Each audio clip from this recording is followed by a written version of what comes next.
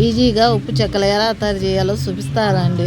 కావలసిన పదార్థాలు: పచ్చెనపప్పు, తెల్లగడ్డ, అల్లము, కరివేపాకు, కారం, సాల్టు, జీలకర్ర. ఇవన్నీ బాగా దంచుకొని ముందుగా పిండి ఆడించుకొచ్చుకునే దాంట్లో ఇవన్నీ దంచినవన్నీ దాంట్లో వేసి పచ్చెనపప్పు నానబెట్టేయాల. అవన్నీ వేసినాక కలిపేసి నూనె కాసిపోయాల. దాంట్లో కలుపుకున్న పిండిని కొంచెం కొంచెం నీళ్ళు వేసుకొని బాగా కలిపినాక బాండ్లు పెట్టి నూనె వేడైనాక మురుకులు ఉప్పు చెక్కలు అందులో వేసేసి బాగా కాలినాక